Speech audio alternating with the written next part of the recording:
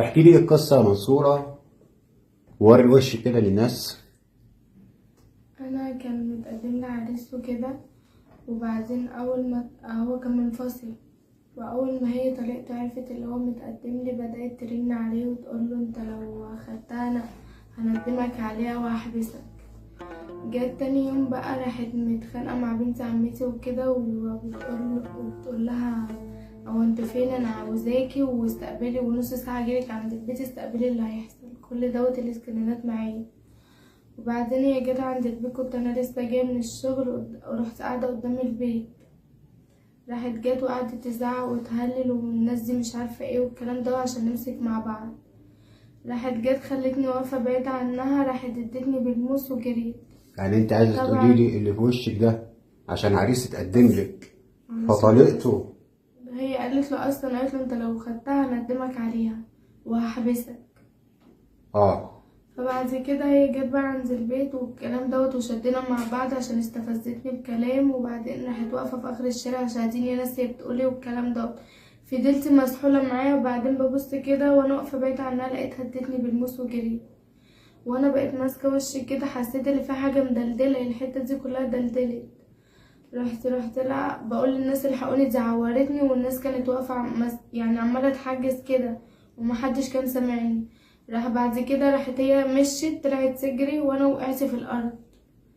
رحت بقى المحكمه والكلام، رحت القسم وحولوني على القصر العيني. خدت 41 غرزه 41 غرزة من بره ومن جوه. تمام. وبعدين ونزلت اتمسكت؟ لا هي هربانه. وبعدين نزلت ستوري بتقول فيه جرائية وحوش ما شفتلكوش عند بيتكم وعلمت عليكم. لا يعني بعد ما عملت فيكي كده بتنشر حاجات على الانترنت. وبعدين راحت في واحد بيكلمها بيقول لها قبل ما حد يشهدتك هكون انا بعتلك شهادات وفاتها. انت تعرفيها اصلا البنت دي شخصيا؟ يعني في هي انا بنت اصلا ماليش تعامل معاها نهائي. انا كنت عارفاها علشان هي كانت في الشارع من عندنا والكلام دوت، واتجمعنا انا وهي في فرح. تمام. طيب هي مطلقة بقالها كتير ولا لسه؟ مطلقة بتاع بقالها 6 شهور 8 شهور يعني كده في الحدود دي.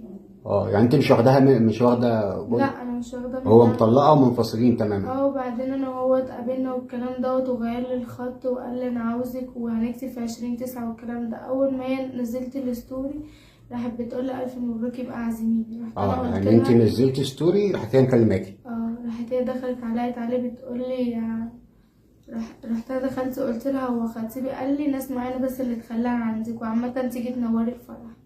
رحت عملت لها بلوك. راحت هي بقى رنت عليه وقالت له انت لو خدتها ندمك عليها واحبسك. وبعدين بس هو ده اللي حصل.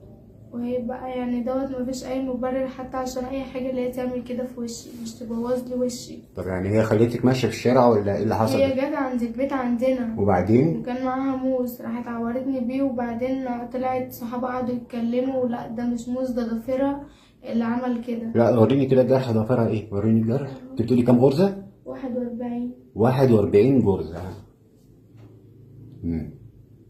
بس بعد كده جت عند البيت وعملت كل دون وقعدت تقول لا انا معورتهاش، وهي انا معايا سكرين وهي بتقول لاصحابها ده انا عند بيتهم وعلمت عليهم وعورتها. كل الحاجات دي معايا. تمام. بس طيب زي ما حضراتكم كده شايفين منصورة وقصتها. جالها عريس اتقدم لها، العريس ده كان مرتبط قبل كده وانفصل.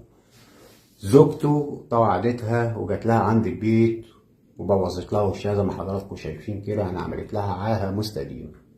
طبعا انا بضم صوتي هنا لمنصورة وبناشد اي دكتور تجميل او اي دكتورة تجميل يتضامن معانا. يعني منصورة من اسرة بسيطة، مش حمل عمليات التجميل والكلام ده كله، عشان يعني نحاول ان احنا نرجع وشها على قد ما نقدر زي ما كان. فأنا بناشد أي دكتور تجميل أو أي دكتورة تجميل تضامن معايا في القصة ديت. كمان بناشد أي محامي كويس يكون شاطر في القانون يجيب لها حقها، لأن هي منصورة يعني على الله. حابة تقولي أي حاجة تانية يا منصورة؟ لا، انا عايزه بس حقي وعايزه وشي يرجع زنبكيه بس. إن شاء الله حقك راجع، وبإذن الله الأجهزة الأمنية هتضبطها في أقرب وقت، وإحنا واثقين في حاجة زي كده.